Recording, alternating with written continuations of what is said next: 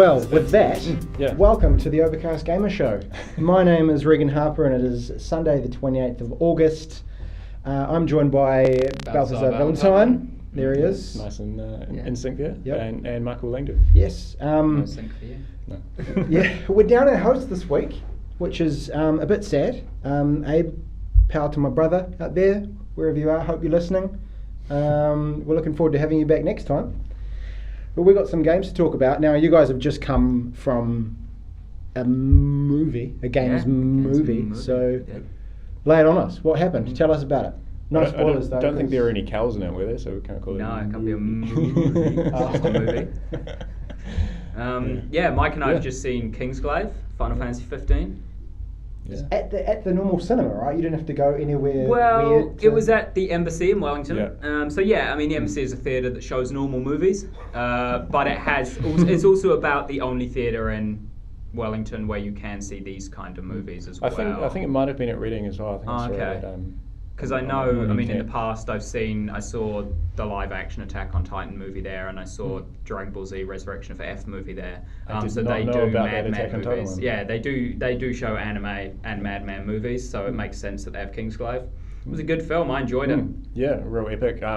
One thing I loved about it had a lot of throwbacks to a lot of sort of iconic Final Fantasy sort of moments and characters. Yeah. So Ultros. Ultros, who is purple. Yeah, it was purple Ultros. Right, not green. No, sure? Not green. He's purple. I'm certain. Sure? He's purple. Ultros is purple. There was an argument about this earlier, but we've established he's purple.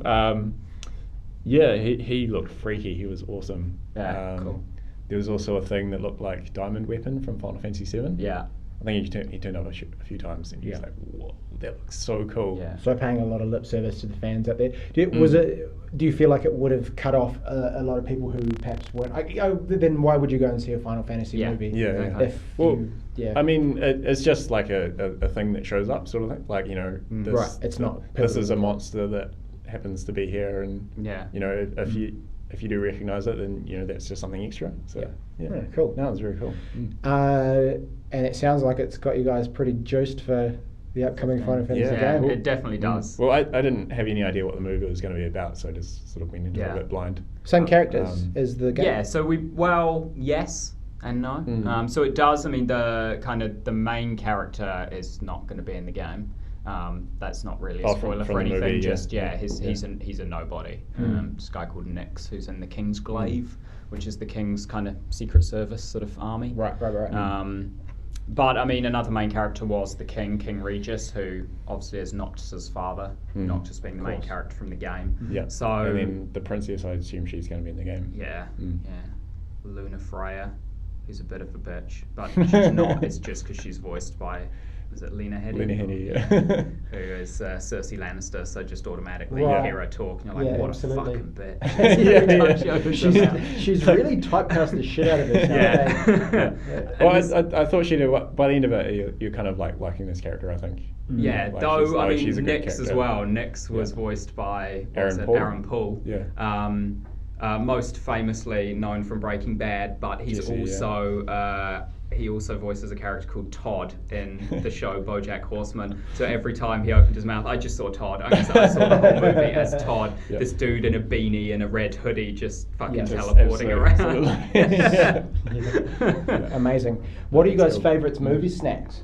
Because I am not huge on popcorn. I don't like popcorn either.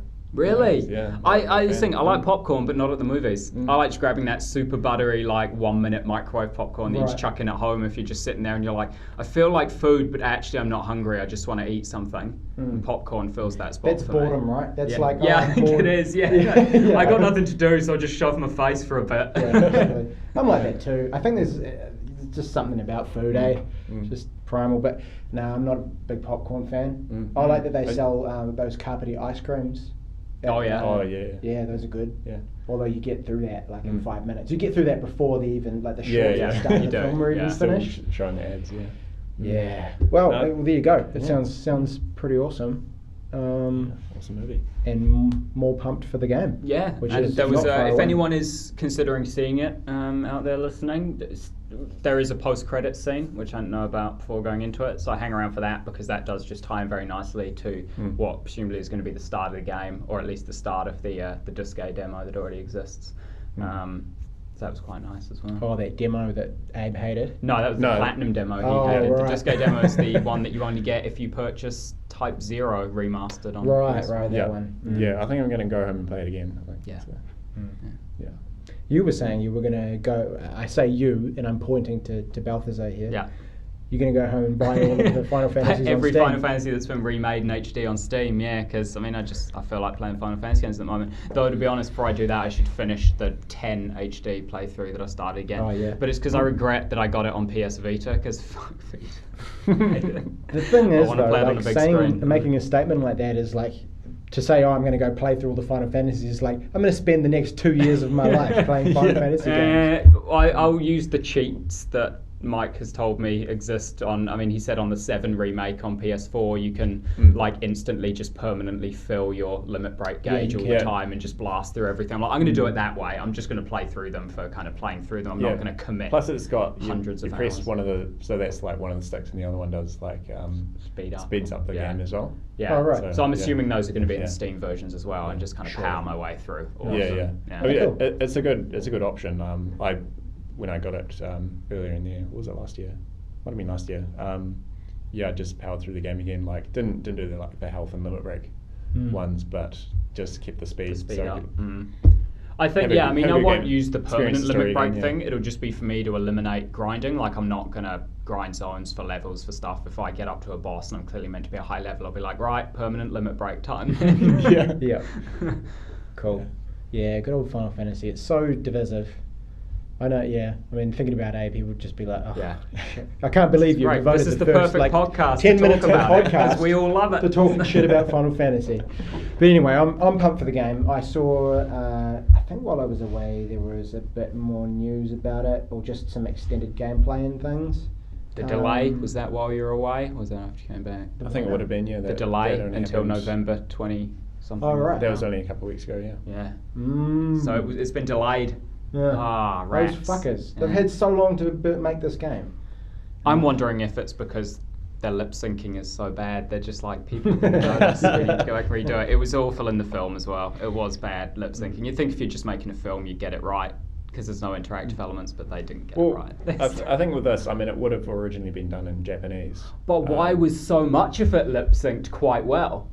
Like, that's the question. No, like, some of it, did they say it in English and Japanese? Because lip sync can be fucking awesome. Yeah. I think I must have seen a special feature somewhere, but like they see, I don't know, they do some fancy magic rejigging of the lines and make it look like they're saying the words that the characters are saying. Yeah, I know. Yeah, but they're really really good lip syncers.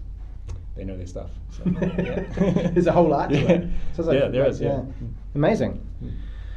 Who would have known? Well, that's all sounding pretty damn good. Now, moving on to what we've been playing, I haven't been playing a whole lot because I've spent the last week building a PC, which has been immensely fun, by the way. Yeah. How did you start? How did you start? Did you get some parts and chuck it all together, or do some research? I spent a fair bit of time doing research, and there's actually some really cool websites out there for helping you along and getting a good idea of kind of what parts you're going to need at a certain performance level.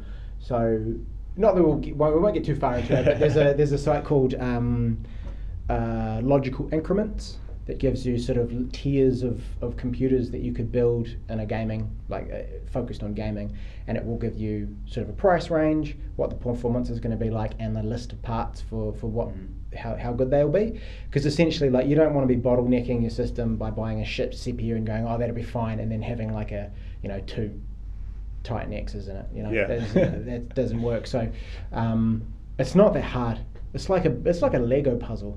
Yeah. It's not difficult. I've looked into it before, but the thing that always got me is like, if I get this power supply, will it work with all the other parts? Yeah. Well, see, that's never sure what's really compatible, or if everything's compatible. Because that's what people go for now. Like, the manufacturers, they want everything to be compatible with everything, because everyone's kind of realized, well, people aren't going to exclusively be using our parts anymore. They are going to go with the cheapest or the best on the market, and we're not going to always fit everything. So the best thing we can do is just make sure we are compatible with everything, so that when we do corner the market on one particular area, people will always buy from us from that area without worrying about it. So for the most part, everything is compatible with everything these days. As long as you get like the right motherboard for your socket set and things like that. It's surprisingly easy. And there's that really fucking scary moment where you've got everything together, you double check it according to all your fucking books that you've got from the 8 different boxes that you have, and then you're sitting there, power supply's plugged in, and your finger's hovering over the power button. You go, come on, you motherfucker, turn on, press the button, and then there's quite a bit of a delay between when you press that button and when it actually something comes up on the screen, and it's a scary few moments, but man, it's exhilarating. And then when it comes up, the elation I felt when I got my first post screen, I was like, holy shit, I've done it! I ran around the house a few times. Dog got overly excited. Took a photo. Took a photo, sent it to Balthazar. But it's very satisfying. It's the kind of thing where, I mean, if there's anyone listening who wants a PC built, come and see me. Send me a message, because I'm down on that shit. It's good fun. Awesome. But anywho, aside from that, before that, it was just mobile games while I was away, because obviously I didn't have access to anything. Oh, well, I actually had my 3DS. But it was sort of easier in a way just to whip out the phone when you're out and about, sick of sitting in the heat in Rome or whatever, pop into a cafe, sit down, play some mobile games. And I'm writing an article on it actually at the moment, so be sure to check out overcastgamer.com to read that. Some good ones out there. But this is not about mobile gaming. What have you guys been playing while I've been away?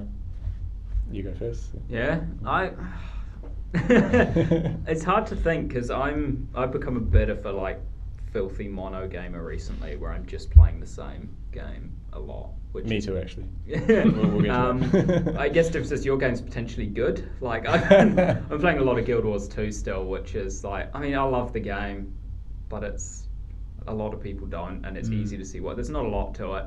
A lot of my love for the game probably comes largely from the fact that the god of war in that universe is called Balthazar, and I'm like, yeah, I'm down with that. I'm down with that. I'll keep playing. Yeah. But no, I've been diving back into a bit of Overwatch again since the competitive season has ended. I played a lot during the competitive season. It's not like I stayed away while it was running. I just went back, so I was like, let's do a bit more pissing around with team comps, because they put in a limit partway through the season where you can only have one of each hero. So I thought, now that ranked has gone again and everyone's just messing around, let's see if we can get some stacked 6 comps going. And I could never convince my team to do it, but the other day was an infuriating game where the enemy team was just permanently running 6 Soldier 76s and just steamrolling us every game. We couldn't do anything. I have no idea what you just said. I also have no idea. Mike and I are both sitting here with our hands amusing. But I've also recently, since it came out, been playing a fair chunk of Deus Ex, Mankind Divided, which we have a review up on the site for, so if you want, yeah, absolutely, want to hear some thoughts on that, give it a look. But yeah, just been jamming a bit of that. Still good fun.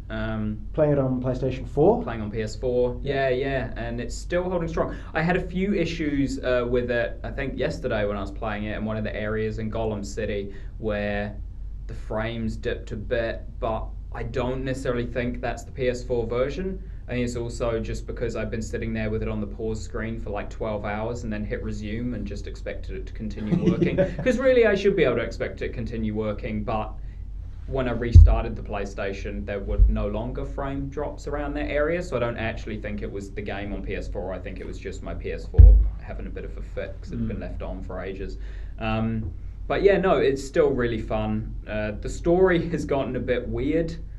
Was it getting all Metal Gear Solid on it? No. If it was, I'd be like, I'm still loving it. It's kind of just hit a wall where I'm confused, but it's kind of like Kingsglaive confusion, where you hit a point where like, I no longer know what's going on because too much is going on, rather than it being like, well, it's become so bizarre that I'm sure they'll explain it later. I've hit a point where I'm pretty sure I'm meant to still be following what's going on, but there's just too much shit going on. And I'm like, I don't know anymore. I just shoot some back. Is any of this stuff even related to what I was doing 5 minutes ago? That's the point I'm hitting at the moment, where I'm constantly getting a new story quest and being like, is that even part of what I was just doing? Like, what is happening? I'm sure it all relates. Yeah. I guess the question there then is the gameplay good enough that when you get through the game and you've finished it, you go, actually, I'm going to play that again so that this time to try and keep track of it all. And I think that's what's going to happen, because I'm still really enjoying it. I just had a section, a story bit, where I was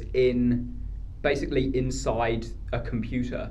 So I was a digital avatar of someone else, because I was hacking as them inside a computer. So I was running around looking like someone else, doing this stuff. And I was like, but why?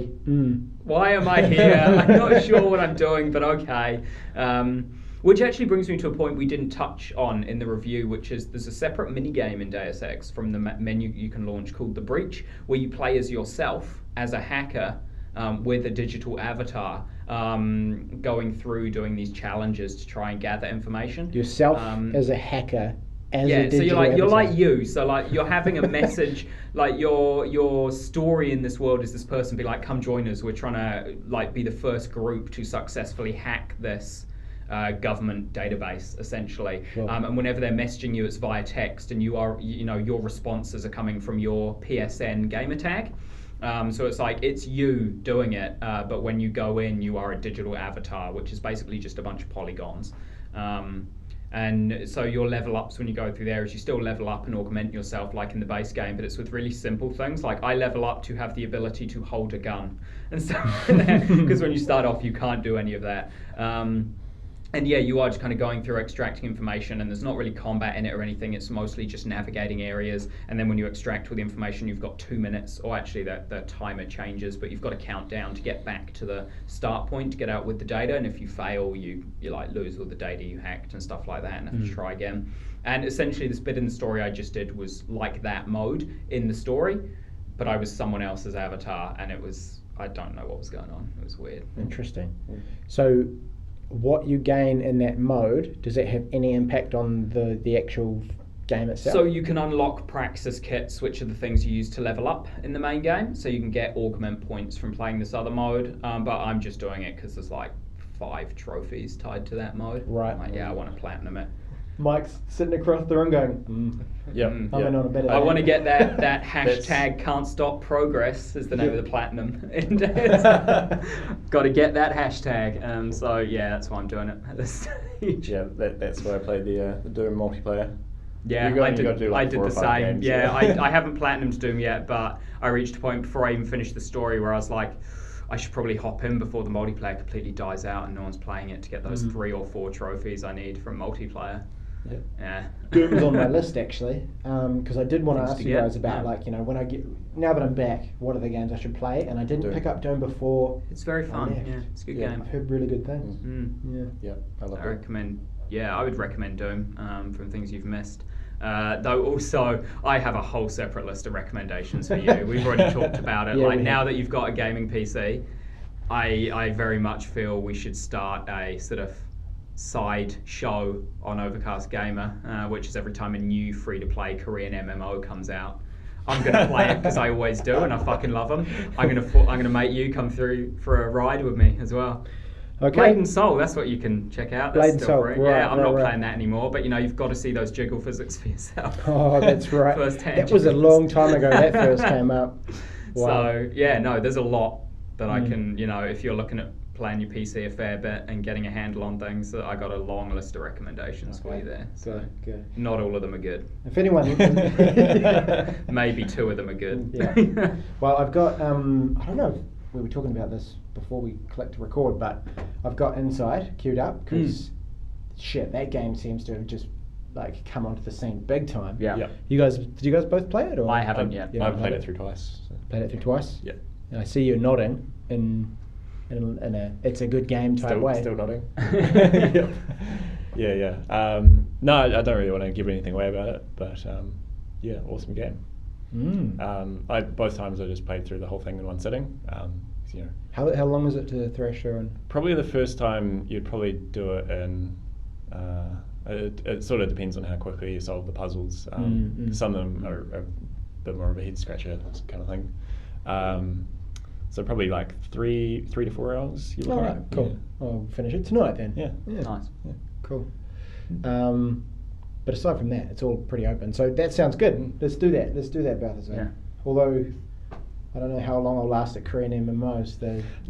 Right, MMOs not really being my thing anyway. So yeah, I mean, as I was saying, mobile games for me. There's an article up, but it will be up by the time this goes live. But there's actually some surprisingly good games on mobile if you go looking for them. You can get a lot of shit too, but some of my favourites were really simple games. You pay a couple dollars for, because like the free ones are usually bollocks. Pokemon Go. But like for example, there's a table tennis touch is what it's called. And I grew up playing table tennis, so I fucking love the game. So I downloaded this game, it was a couple dollars, can't remember exactly how much I paid for it, but like super simple, and it's one of those like those examples of it working really well on a touch screen. You know, there's always that thing of like the controller defining what the console is going to be good at actually playing. You know, first person shooters are shite on a normal controller or whatever, but things like simple games like table tennis are just awesome on a touch screen. And this particular game is really like well featured for a mobile game. Like it has a career mode, online play, local multiplayer as well. All these little like training modes and arcade modes and things like that. So I was blown away by it. So I mean, if you're on holiday and you need a game to play and you like table tennis, if you tick all the boxes, check it out. And then a few others that were, I guess, kind of staples on mobile now. I guess everyone's probably heard of Monument Valley if you've ever played games on mobile. It's kind of like Fez meets Journey, I suppose. It's that kind of like that ambient feel of an indie game that they go for. Everything's meaningful and shit. And it has that geometric kind of multi-sided level thing that Fez had going on. Again, it's a paid game and surprisingly expensive. It was like $5 or $6 for a mobile game. But that was really nice game, lessons and stuff to learn. But to be honest, I'm just stoked to be back so that I can stop playing mobile games. You got your real PC as well. So. Yeah, totally. But man, actually, while I'm on it, the top of Pokemon Go, was that huge here when it first? Depressingly so. Depression. Yeah. I hated it. Did you hear my rant on that? I just hated that I couldn't go anywhere because there were just children everywhere. Like, what did you get? Oh, it's a Rattata over here. I can come back when your balls have dropped you. Wow. I mean, I got, obviously, like everyone, you download it when it first came out. I downloaded it. I gave it a go for about a day, and I was like, this is not what they promised, and deleted it. One of those, disappointed with it. Yeah.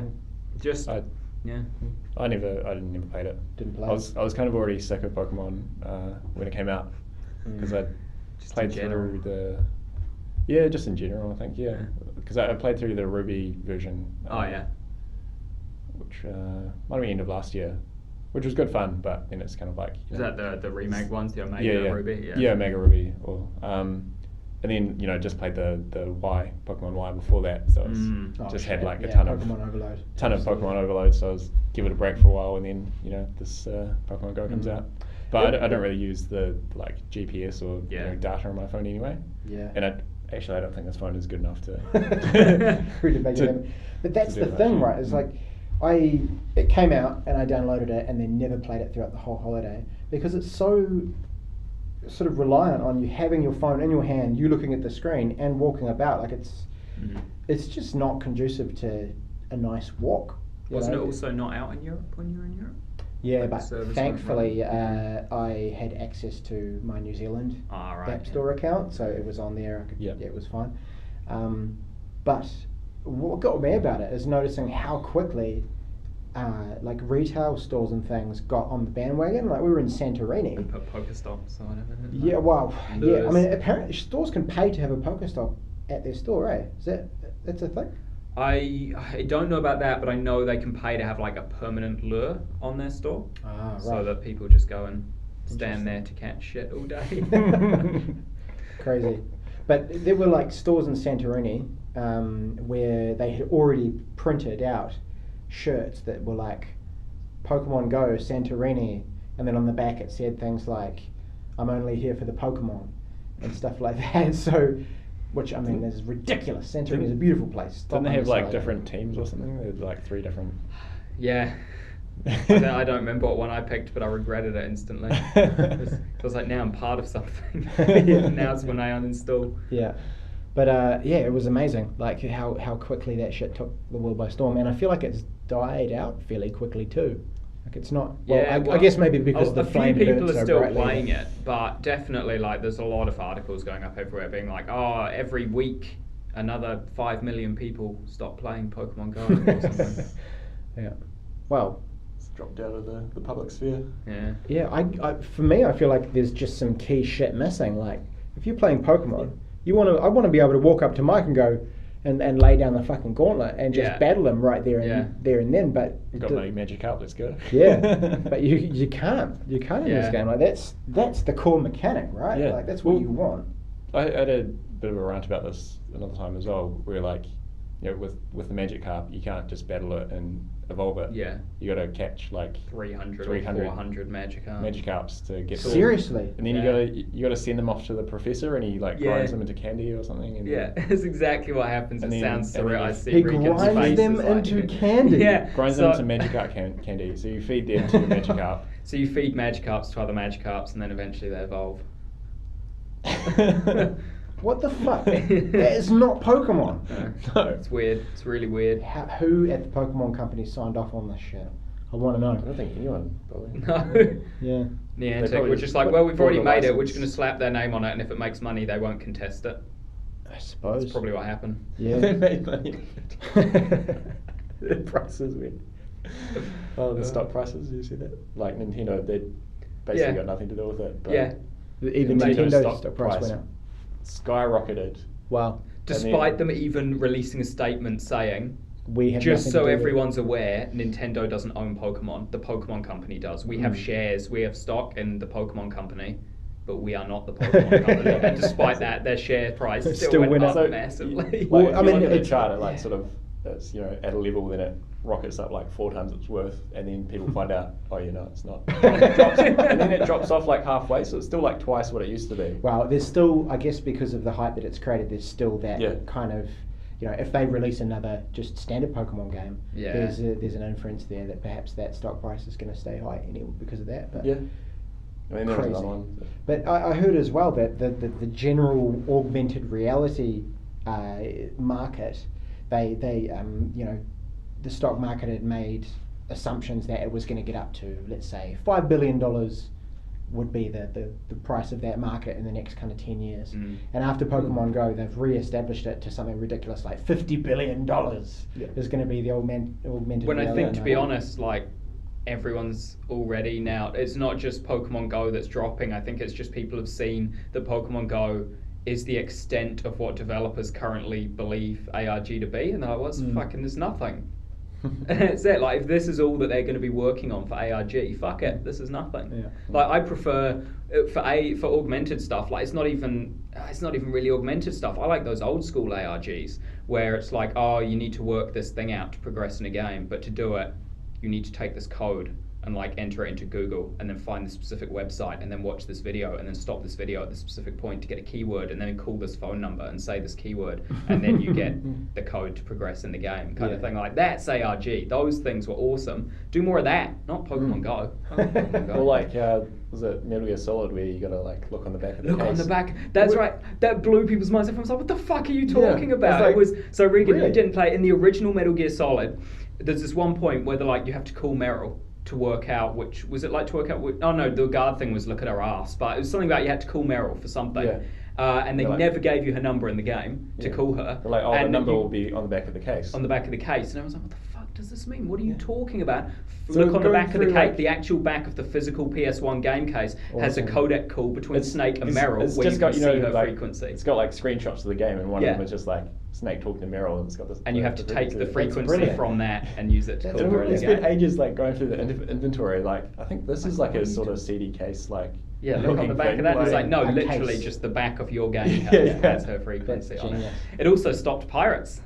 People were downloading the game. It's like, look on the back of the case. Yeah. Oh, what? Mine's just a blank CD case. I mean, you could probably spend like half an hour going through like all the frequencies, but wow, that stuff was cool. I like ARGs. Do not like Pokemon Go. Yeah. Well, I think it's quite interesting. It's quite. It's for me. It feels like a step of like the future of what gaming could be. They're pulling this. They could probably improve on a lot of things, but. That with you can just imagine people walking around with like VR headsets and they've got like a augmented version of reality sort of thing. VR is going to be interesting in itself, but anywho, let's move on. Mike, you haven't really been playing anything new, have you? No, just Monster Hunter, which I still recommend. Still enjoying the multiplayer. Monster Hunter, nice. Monster Hunter Generations. So past the 100-hour point.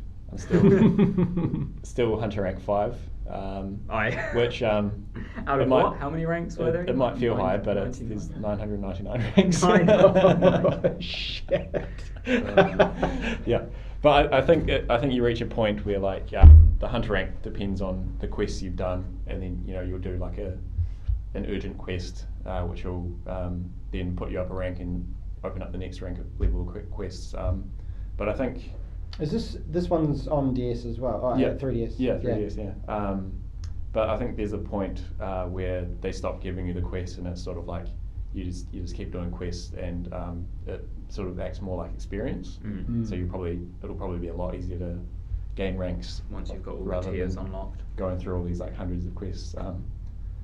But yeah, it was quite funny. I was watching a Twitch stream where it was like doing quests with the viewers and sort of thing. So managed to join it. And there was another person joined as well.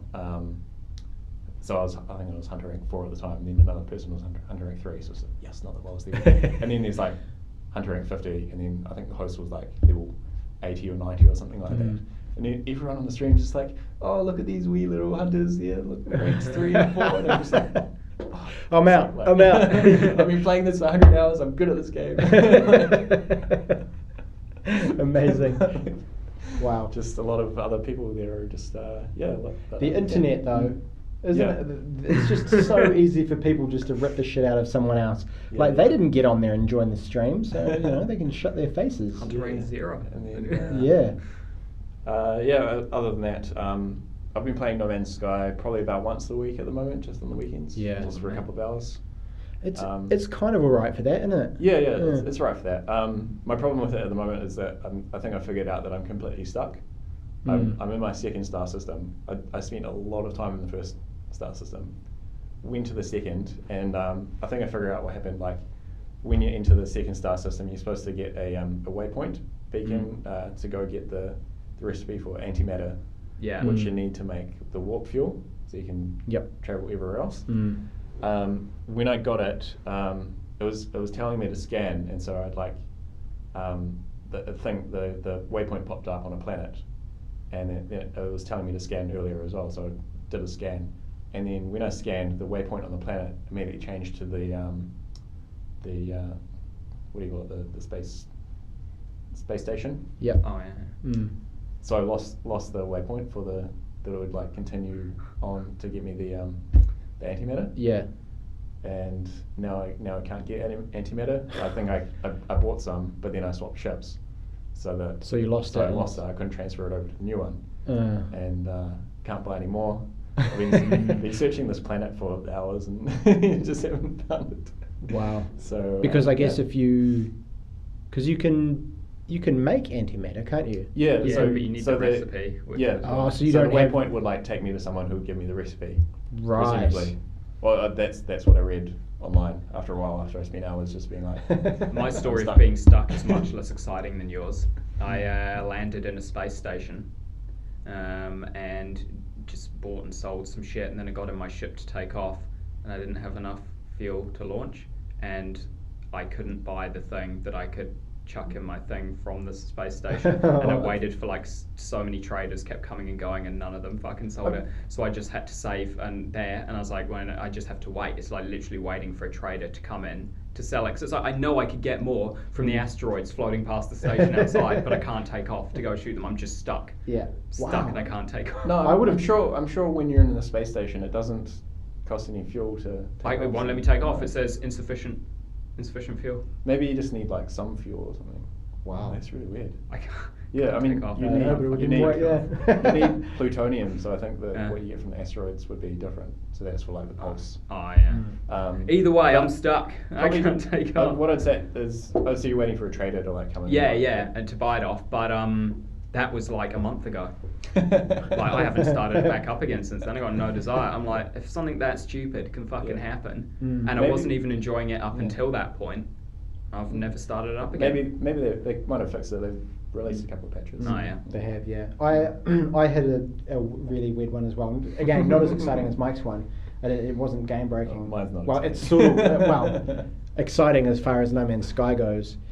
But I was, you're cruising across the planet. Cool, I'm going to land here. Land the ship. Like if it can't land, it should go. Can't land. Try again somewhere else, kind of thing. There should be that sort of thing, and it does that from time to time.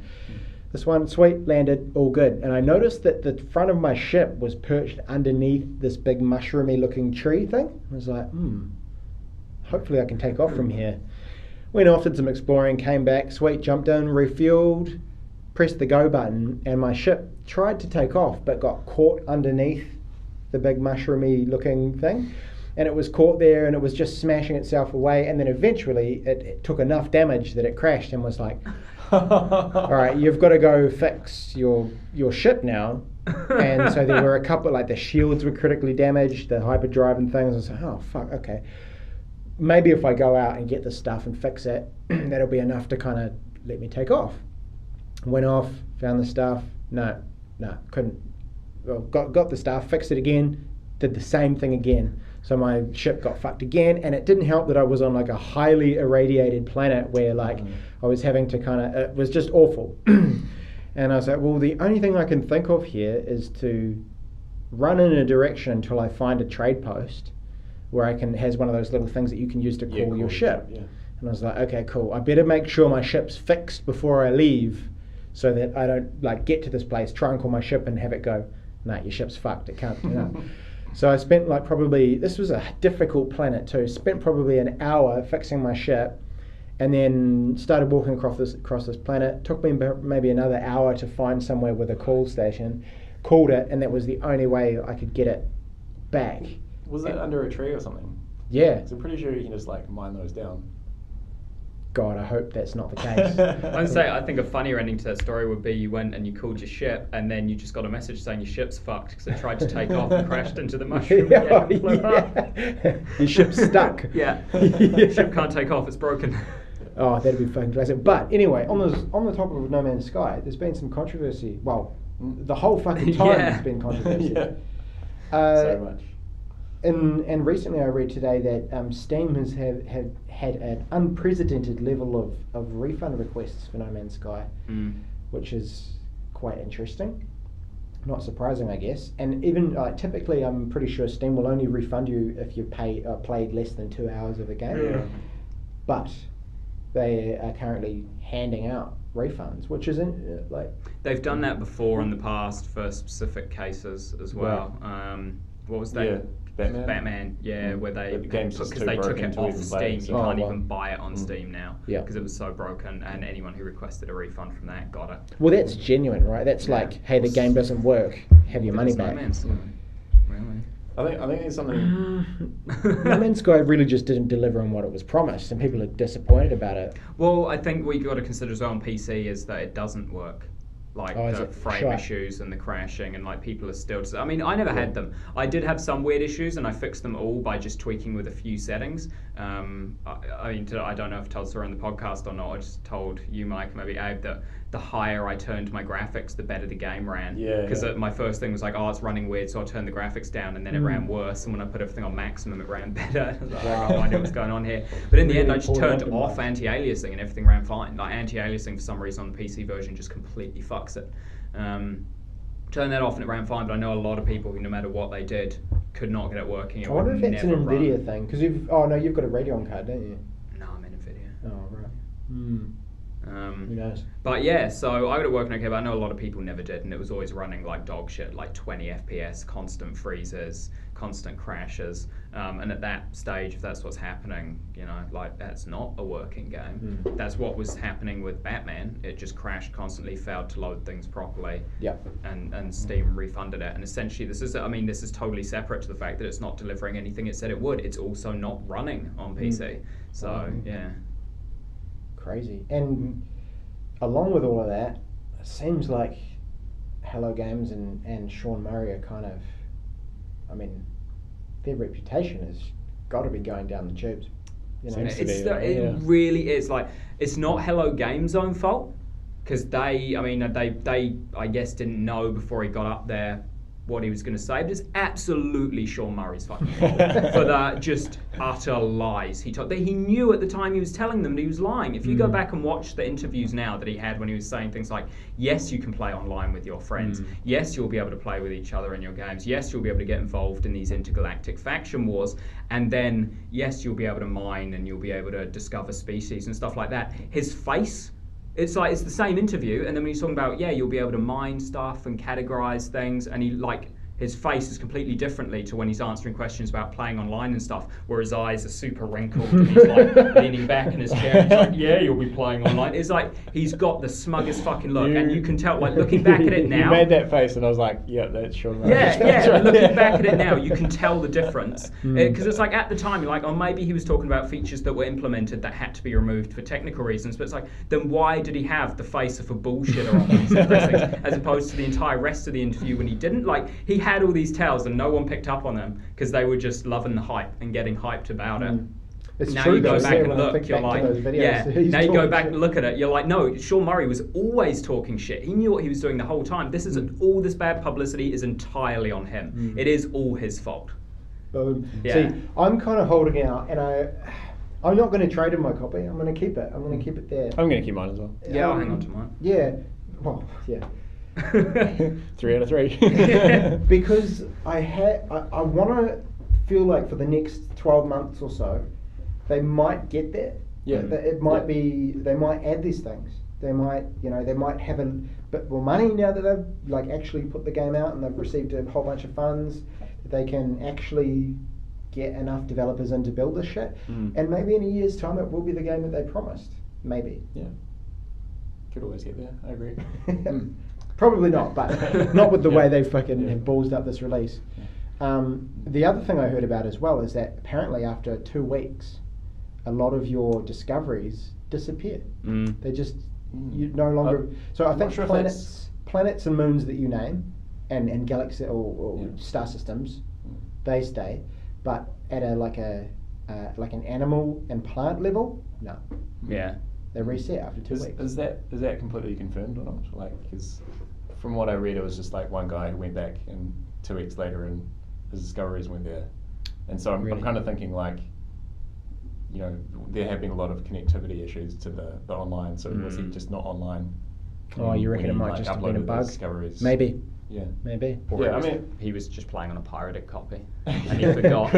Yeah, oh, that's right, I don't actually have the network features.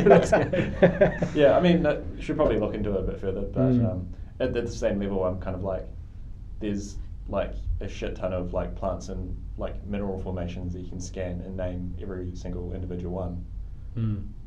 They're just going to have a gigantic database of just absolute bullshit. This is the dirtiest data ever. This is what this mineral formation is called on this planet. Just name some rocks. To be fair though, imaginary rocks. they should have planned that. If they knew, okay, cool, we've got this many pre-sales, great, we can extrapolate that out and go, okay, we reckon we're going to sell about this many people will be playing. They might on average name this many things from our play testing.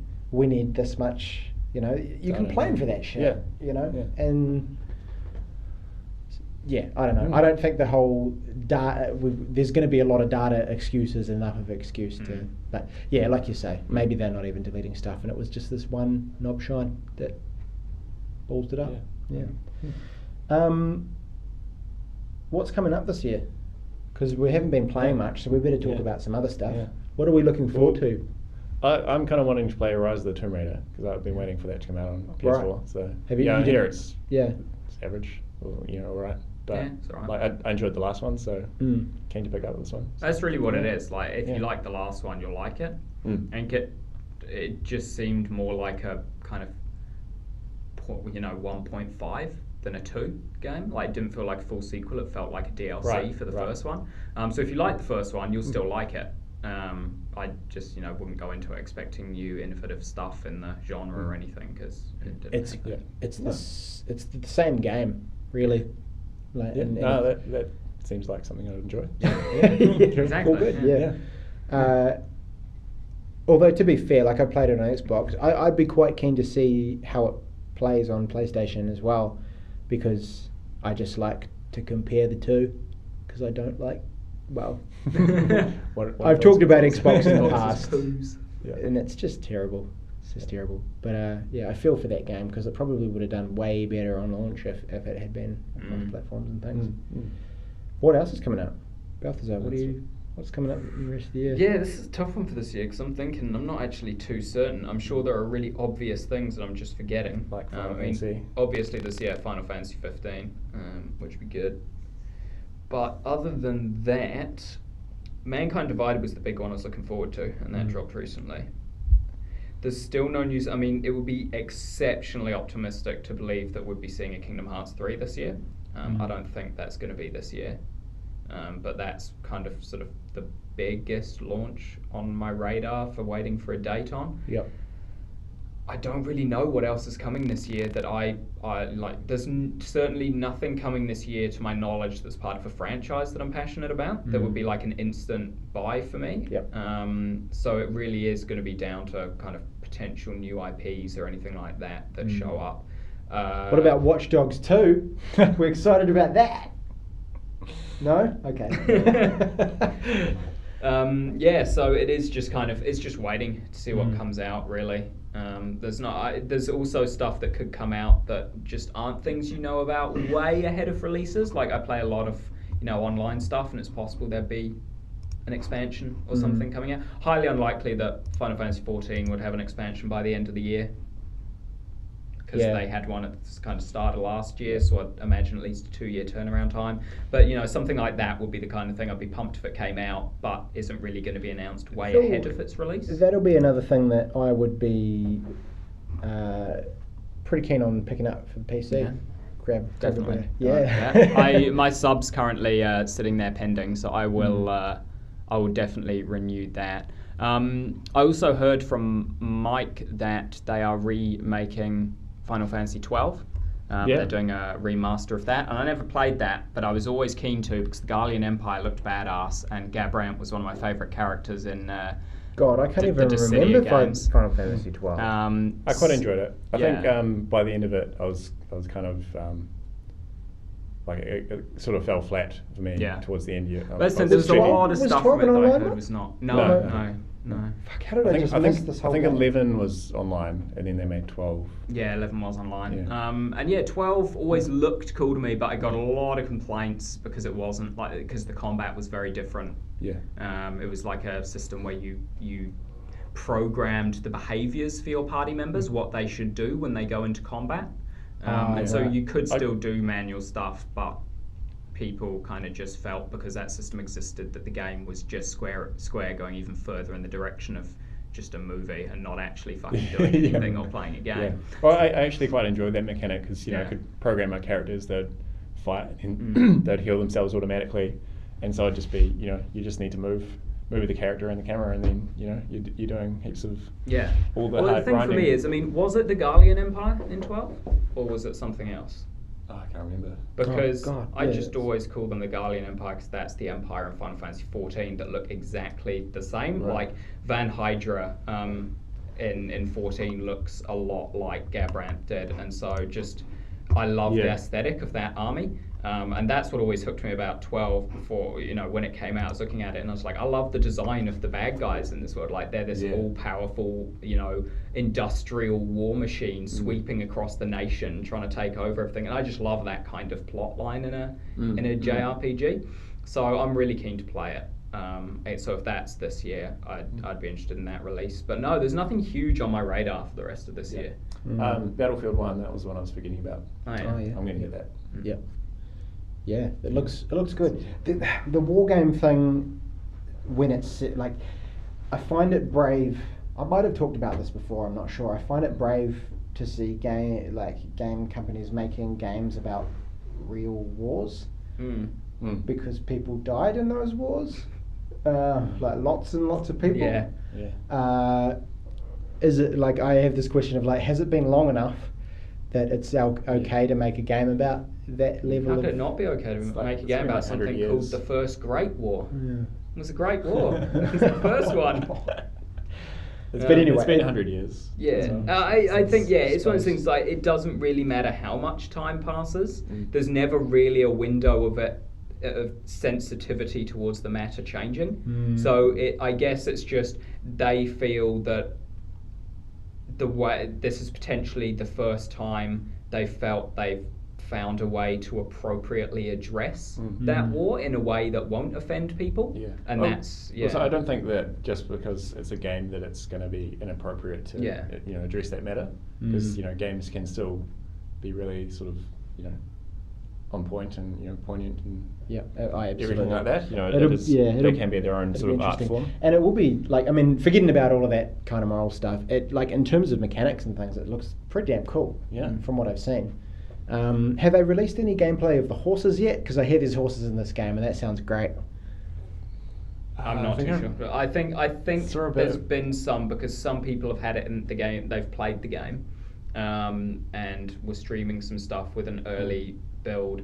And I seem to recall people talking about one of the people streaming it playing as a character in like armor, like full-on metal, like knight armor. So I would imagine if they've implemented the knights, they've probably implemented horses. In some of the builds that people have played. But I've not been keeping an eye on Battlefield 1, so I don't know too much. I've been watching the cool cinematic trailers that have been coming out for it, and they look really good. What about Dishonored 2? Did you play it? You were into Dishonored 1, weren't you, Mike? Yeah, I played that. I played it through twice, so both sort of ways of playing it, with the sort of more killing everyone and then like trying to do it, leaving all the dead bodies for the plague rats to eat. And then doing it the sort of more non-lethal way. So we're strangling, or not strangling, like just knocking everyone out. Yeah, no, it was good. I did go to play some of the DLCs, but I think I was at the point where I just played through this game twice. I don't need to keep playing it. It's not like I wouldn't say that the gameplay is amazing. Like I was always surprised that people rated it as highly as they did. Like, it wasn't, in my mind, the life-changing game that everyone touted it to be. But you said at the beginning you've gone back to it. You've been playing. Did you say Dishonored? Yeah. That's, I know when I talk about that, but I haven't for a while. I tried to play it again semi-recently, because I got the PS4 remake for like $8 from eBay. So I was like, why not? But I didn't play much, because it was one of those things. I remember really enjoying my time with it when I played it originally, but when I go back and try to play it now, it just doesn't hold up at all. Especially because I think I did talk about like the first fucking guard that I killed, and I killed him and he fell through a door, and then I opened the door and he was like half through the door. Like, his head was out one side of the door and his just like arse up, point the other side, like the side of the door. Basically, to open the door, I just pushed his butt and the door swung open. Like, it was weird. And I was like, this game, what? The old ragdoll mechanics. Fucking Bethesda, get out. Yeah, absolutely. Yeah, I'll definitely have a look at the second one. Probably, wait for some reviews. And have stuff. you watched any of the footage from it and stuff? Like, I think some of the powers look interesting. Yeah. But yeah, it is like you said, Reagan. I mean, the core gameplay doesn't really hold up that well today. So if they don't change the fundamental basics of the game, then I probably won't enjoy the second one as much as I enjoyed the first one when I first played it. And of course, the one that Abe will be excited about towards the end of the year, The Fractured Butthole. Yes. I forgot about that. Yeah, I didn't play that. I think it's out December, like holiday time, December, which will be great. I think it'll do well. I'd never played the first South Park game. Stick of truth. That's another one of the games which I just started playing and then gave up. Yeah. Oh, really? Yeah. No, it seemed cool. I just didn't get into it, I suppose. Yeah. Yeah, but another one on the radar. We kind of need. I shouldn't have brought it up. We need Abe here to jump on that bandwagon, eh? I'm sure there's probably other stuff. If Abe was here for the discussion, he'd probably have a lot. He'd be like, "You guys are forgetting Monkey Island 7." Or something. And we'd be like, "Yeah, no, fair play. We are missing that." Yeah. But lots of good games coming up actually, and there absolutely will be some that we're missing. And I reckon to finish up, we have a bit of a discussion about a recent article that has come across our radar. And obviously, the internet being the internet, there's lists for everything. There's lists out the yin yang. Half of the internet, did you know, this is true, half the internet is list articles. And the other half is fake statistics. Yeah. It's fact. Look it up. And most of it is porn. Yeah, somehow still 99% is porn. And so Time Magazine, or the website for Time Magazine, have come up with an article, the 50 best games of all time. Yeah. Well, I think that's an interesting thing to say, 50 best games, because there's a couple of ways you could go about, making a list of best games. Are you saying best gameplay? Is this the best games that have sort of had an impact on the genre and the most influential games, perhaps? In a wider sense. And the Time website did none of these things. It they just said the best video games of all time. Of all time. So it's, the spiel at the beginning says they have. How do they decide on this? They got people around the office who play games and said, "What are your favourites?" Representing multiple generations of gamers, Time's tech team put more than 150 nominees through a multi-stage ranking process to compile a cross-section of gaming's best ideas across nearly 4 decades. So is it picked by people who read Time? Is that what they're saying? Picked by their tech team, so people who write about tech stuff, I guess. Which is the same thing as gamers. Yeah. So we've had a look at this list. Well, first thing that we call bullshit on almost the entire list. Yeah.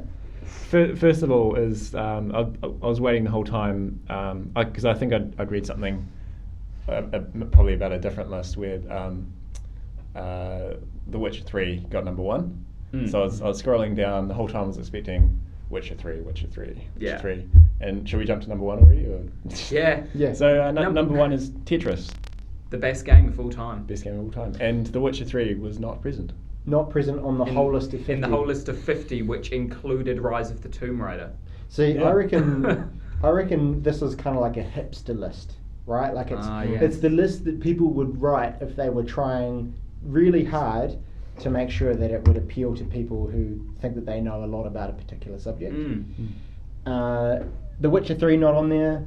Angry Birds is on there. Angry Birds is on there. Features at number 48. Fair enough. I mean, if you're going for sort of influential games, and that's it was the thing. quite big. That's what they didn't say was how they ranked things, and I think that is the majority of their list. I could agree with if they stated it was influential games. Like for example, World of Warcraft is on there, and I don't think World of Warcraft is in the top 50 games I've played. But if we're talking most influential or genre-defining games, absolutely World of Warcraft is on that list.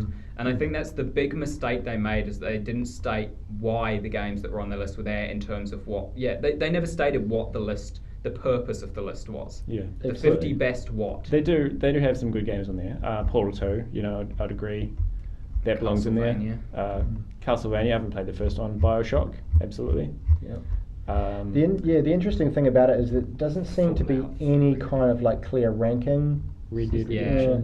Redemption. One of the things that got to me is they've got Final Fantasy 7 is on there. 6. Wasn't Yeah, 7, no, it was 7's on there as Oh, well. it's on there as well? You can't have 2? 7's on there as 24. You have 2? So Final Fantasy 7's number 24. So I'm like, yeah, cool. Like that's one of my favorite games. I'll go for that. Number 6. Number 6 is probably not my least favorite in the series, but yeah, I've got a bit of an axe to grind with 6 because it's a good, don't get me wrong, it's a good game. I played through it and I finished it. The first, probably, if you go for the game being about 3 acts, the first 2 acts are really good. Yeah. Really strong characters. It's quite character driven, but the third act kind of loses that, where it sort of opens up and you're free to choose your own party and you get all these lots of new characters and you can put who you want in your team. So it loses all of the character stuff by the end of the game. Yeah, it's diluted itself. Instead of saying, they got all the characters like Celeste and Locke and Terra and those are the ones Edgar, that are kind of there at the beginning of the game, right? Beginning and they're being built up as these real cool characters. But and then they'll have their own conversations. Celeste says this, Edgar says this, blah blah blah. But by the end of the game, you're just like whatever characters you choose in your party, and they say the text, and they just have the quotes, but they don't say who says it because there's too many fucking people. Yeah, so there's too many people. So it kind of who loses. was the villain of 6? Was 6 There's the clown guy, Kafka, yeah. So that kind of got to me towards the end of the game, and by the end of it, I was just like, I've finished all these other Final Fantasy games. I want to put this on my list. I ended up just cheesing it. Cheesing it. Yeah. Yeah. There's a spell combination you can do, Vanish Doom, which just kills anything. Right. Yeah. So Vanish it makes whoever you cast it on disappear. So they can't be hit by physical attacks, but it means they'll definitely get hit by a magic attack. Okay. So then you can just cast Doom or Death, and it just kills them straight away. Right, because it insta kills but has the really low hit. But if you vanish them first, then it has a 100% hit rate. Wow. So yeah, did it's it like final choosing boss. that undead boss in Final Fantasy 10 by think throwing a phoenix down at him. Yeah. Done. But that's just clever. That's just knowing the game. Yeah. So I got a question. Obviously, we're unhappy with a lot of games on the list, and somehow this list has brought us back to Final Fantasy, which this seems to be a very Final Fantasy centric podcast. Sorry, but what's your favourite Final Fantasy game, Mike? I'd go 7. Okay. Regan, what's your favourite? For nostalgia's sake, I would have said 7, but I think, to be honest, probably 10. Okay. Yeah. Well, now, without kind of preempting, you probably work out where I'm going with this. It's just a theory I have. Mike, what was the first Final Fantasy game you ever played? 7. Regan, what was the first you ever played? 7. Yeah. And so you say for nostalgia purposes, you give it 7. My favourite Final Fantasy game is 9. It was also the first one I ever played. So it's basically the first. Yeah, I really like. I want to run this with a large sample base, but I want to know if people's favourite Final Fantasy games unanimously across the board are pretty much the first one they play, because I would actually probably go with you said as well. Like you love 10 as well, and I think 10 is probably, if I think about it, the one that I had the most fun with. But if someone would have just asked me off the top of my head, what's your favourite Final Fantasy game, I'd always go with 9. And so I'm wondering if people just have a strong attachment to the game that introduced them to the series and the franchise. It stacks up. Yeah. I mean, 3 from 3 here. Especially, I think you were saying with people with 6 as well, is that 6 is a lot. Yeah, a lot of people say that 6 is like, they find it a really strong game, but then those same people, 6 was the first Final Fantasy game they played. So. I mean, 10 for me, definitely loved that game, and I played it for hundreds of hours. Yeah. I could not ever play it again because I'm so sick of that main character. I can't stand it. Titus, who several years later was actually, they were like, no guys, you all got it wrong, it's Titus. It is Titus, yeah. That's what I think my copy came with the, had like some sort of bonus features DVD. You got the main character, or the voice actor, and they talking. And he was talking about Titus. Titus, yeah. Fucking Titus. That's what his name is, because they never say it. Yeah. Hey, let's finish up by, we're going to do the top 5 of this list, and we'll go through them and we'll have a look at what the top 5 are. See if we've played any of them. See if we've played any of them, and we'll have a chat about whether we think they're there. Number 5, Mrs. not Mr. but Mrs. Pac-Man. Ms. Pac-Man. Why not just Pac-Man? Sorry, Ms. Pac-Man. Yeah, my bad. What? Yeah. Well, exactly. What does Ms. Pac-Man bring to the game or the party? Gender diversity. Yeah. I see. A strong female role. Like legitimately, in this day and age that this article was written in, gender diversity. That's what it brings. That Pac-Man didn't. That's what it brings to the list. Number 4, Doom, the original Doom. Solid. Yeah, I think that absolutely should Solid. be up there. Yeah. Not the SNES version. Number 3, The Legend of Zelda: Ocarina of Time. Yeah. Happy with it? Yeah, I'm trying to get it at the moment. I'm just trying to get my my voucher to work. Oh, of course. Because I've been waiting for ages, like probably over a year, for the price to go down because it's been like $90. Because it's Nintendo. They don't drop their prices. It's finally gone down to $35, and so I've got a few days. Because it's a classic now, isn't it? It's hit the classic list or something. So, yeah. But, I'm happy with that. I mean, it's not my favourite Zelda game, but it is considered to be like people's most favourite, the best Zelda game. I disagree, but I really could swap the subtitle Ocarina of Time for any other Zelda game. Legend of Zelda, insert subtitle here, and they're all solid experiences. So really, whatever one you put on that list is cool. Excellent. But we already know what number 1 is here. But anyway, Super Mario 64. Number 2. At number 2. Yeah, I take issue with that. Take issue to I have Super Mario 64. I love Super Mario 64. I played that game a lot as a kid, but is it in the top 50 games ever? Fuck no. Is it the second best game ever made? No, it's not. That's right, that's what this list is, isn't it? Best games of all time. No, it's not the second best game of all time at all. It was Mario's first foray into 3D. Yeah, it was. And I mean, I guess, like, again, it comes down to what the fuck is this list trying to say?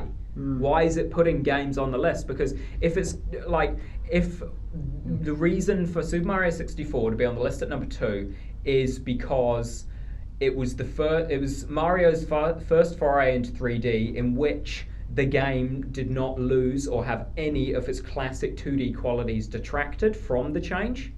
Sure, chuck it on the list at that point because that game was as solid as any 2D Mario game. Nothing at all was detracted from that game by having it move into a 3D space. That was an incredible accomplishment, but that's not what the list said it's trying to achieve. It just said best games of all time. I'd like to see what their marking criteria was. Yeah. But there you go. And number 1, as we mentioned earlier, Tetris. Now, I think this is a classic hipster choice here. Yeah. Because, I mean, Tetris, sure, it's a game and it was around for a while, but really, the best game ever made? This may be a controversial statement, but I fucking hate Tetris. Not even because I find it frustrating and I'm not good at it. It's just a stupid game. It's not fun. Like, I don't like Tetris. It's a dumb game. I agree. Fair enough. It's about maths and things. And these days, maybe it's the sign of a time and the fact that we were kind of, I guess, born after Tetris was made.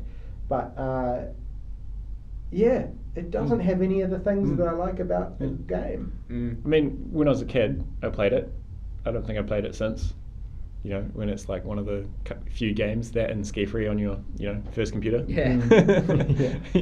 You'll play some Tetris from time to time, but I had Tetris 2 on Game Boy, original brick Game Boy. Yeah. I got it for free. I think I might have stolen it from a family friend. And yeah, I played it a bit, but yeah, it was just always, I don't know, it's Tetris. What's good about Tetris? You're moving blocks down a screen. I'm with you. Give me Minesweeper any day. I would take Minesweeper over Tetris, yeah. You're playing Doom, Reagan, or you might be playing it soon. You can find an arcade machine, which is just turkey puncher.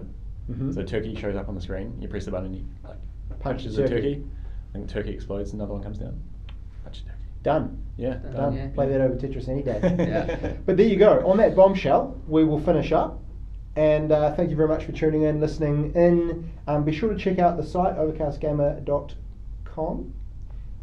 You can find us on YouTube as well, which is probably where you're seeing this podcast. We're also on Facebook. Abe's going to hate that I'm doing this, Abe. Yeah. We're also on, Right, love it. He's going to fucking... Anyway, we're on Facebook. Check it out. And have an awesome week. Yeah. Awesome. So yeah. Bye. Bye.